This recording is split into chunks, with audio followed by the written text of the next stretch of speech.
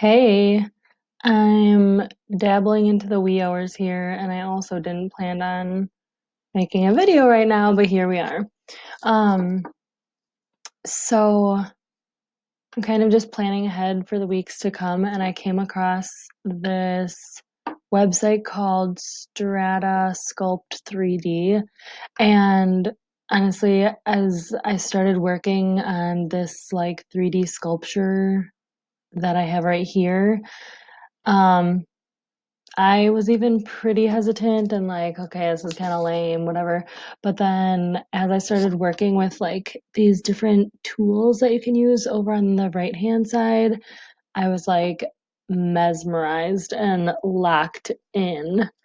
And so I'm hoping you feel the same way. But basically, for this project, I'm going to have you get your three-dimensional art in by coming to this website. Um, there's a bunch of different options up here on the top where um, I didn't use the shader at all. Feel free to, of course, because it's just kind of exploratory going through this. I did check out the environments, and it's kind of like the different like transparencies, or just different like textures, almost shininess of the item you're working with right here. So this one's called Footprint. There's like Bryant Park. I don't know, it has like a greenish hue on the bottom and then turns like bluish on the top. Um, St. Nicholas Church, I think that's the one that I use. I just like that it looks kind of like pearly, glazed patio. I don't know, it looks like a grayer, more like opaque pearl. Anyways, um, when you get down towards sculpting and painting right here, that's when it started getting really cool, I thought. So if you click down on this drop down menu, it gives you all the different things that you can do. And I'm going to show you one more thing before I do that. Of course, you can change like the radius of how like big this orange circle is or how intense it is, stuff like that. Um, I also selected symmetry because I found it to be so entirely satisfying. But again, that's totally up to you. So I'm going to go back to these different tools, and this is where you can kind of just start playing around with these different things. Um, Twist, so you can, let me scooch back because I don't know if I want my radius quite that huge. Yeah, let's go like that. Okay. Um, Again, I had mine on symmetry, but like you can twist parts wherever you want. Um, you can crease things. Oh gosh, that looks a little inappropriate.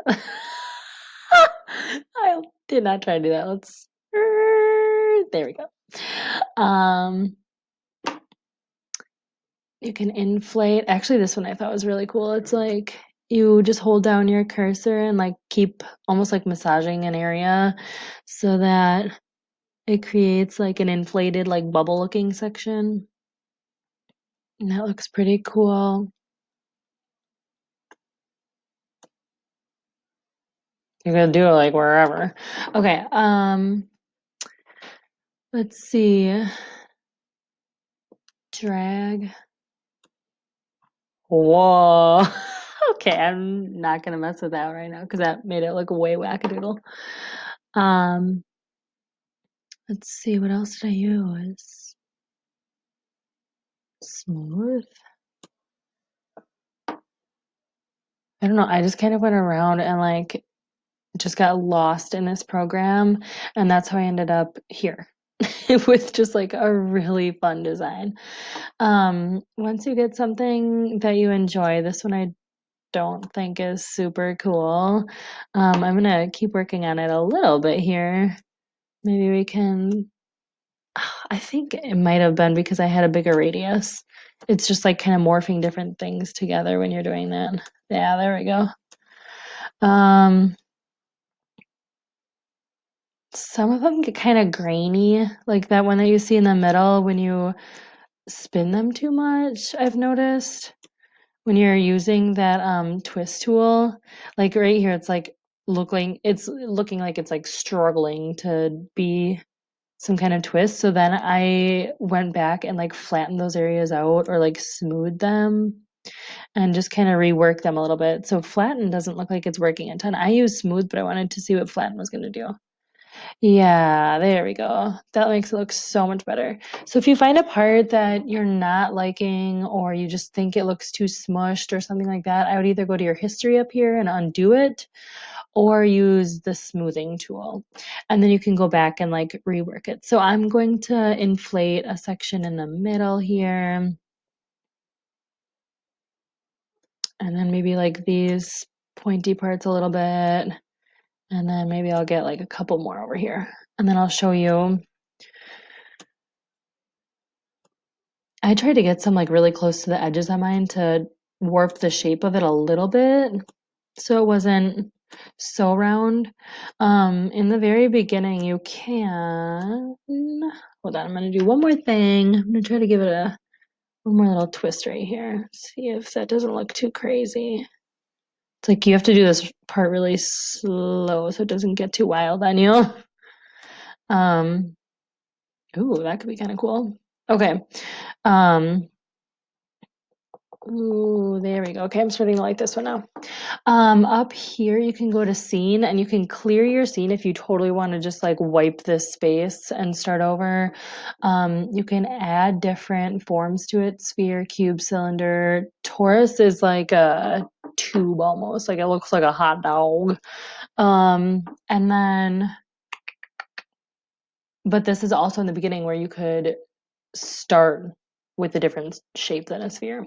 So anyways, okay, now when you get to the point where you're happy with your design, you can even like bring this huge orange cursor out to the background somewhere and kind of like rotate your shape and look at like the actual contour of it and like the texture and stuff like that. If you're happy with it, which I do think this looks really cool. Um, then you can start adding color, and that part was absolutely mesmerizing as well, I thought. Head back over here to your tools, grab paint, and then you can either paint all, but I had a really fun time kind of like with mine. I started with like a teal and I gradually added darker and darker hues. You could do something more like mixing light colors. So like, okay, I'll make this one like, ooh, let's undo that. I want it to be a little bit more symmetrical than that. I'm gonna start in the middle here. And let's see. I'm gonna get a little bit more in the green end. Okay. Ooh, that's looking cool. So I kind of just worked my way around the edges and trying to get in that little crease right there. Okay. Got like darker and darker. Might be cool to like really accent that kind of goldish green in the center when I'm done. I'm gonna try doing that. If it looks weird, I'll just undo it. But I'm kind of on my last layer here. I did find that it's almost impossible to get all the edges here as dark as you want them or whatever color you want them.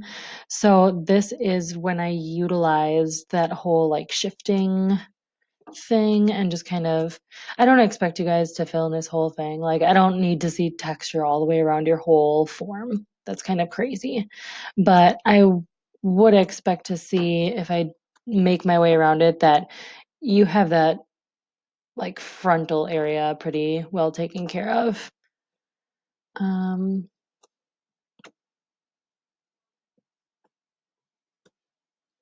that's pretty good.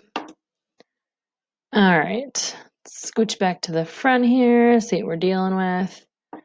Pretty cool. Okay, I'm gonna go back to the center and see if like without it being totally weird, I could. I don't think I'm gonna be able to get that same color again. It was like pretty yellowish. but I still want it to be as rich as that. Ooh, yeah, there we go. Okay. I like that. Okay. Again, happy with this. When you go to file and try to save it, it saves it as like really weird. Like it's not a JPEG, it's not a photo, it's nothing like that. I couldn't even access it, and Mr. Keys has all the like art platforms downloaded on my computer. Like I have Photoshop, I have Illustrator, stuff like that, which like you're probably not going to have at home because they're very costly programs. So you could either just take a picture of this with your phone at this point and upload it to Artsonia. What I did actually was on your keyboard next to control on the bottom left, there should be FN with like a square around it. And then print screen should be next to, like above your backspace, next to delete. So if you hit FN and print screen, it takes like a screenshot of your whatever is on your computer. Then I went down here to my start and went to paint. Control V or paste. Of course, you could go to like file paste. And it puts your whole screen right on here. That's how I would do it. You can go to view and zoom out a little bit so you can actually like see the whole thing. And then go back to home. Select the area that you actually worked on. Let's bring these edges. Aw. Okay, let's try that again. Select the area that you actually worked on, crop it, and then save as, and then at that point you can save it like into your computer wherever you want and upload that to Artsonia. That's how I would do it. If you can't do it like that on your computer, that's totally fine. I think that's it. I'm hoping that you guys were able to see me upload it to Paint because I'm using Loom, which is a recording program for showing you websites. So I'm not sure if you were even able to see that paint option. If not, I'll go through the saving process later. But for now, explore this website and just have a blast doing it because I ended up having a lot of fun and I didn't think I was going to. So, all right, bye.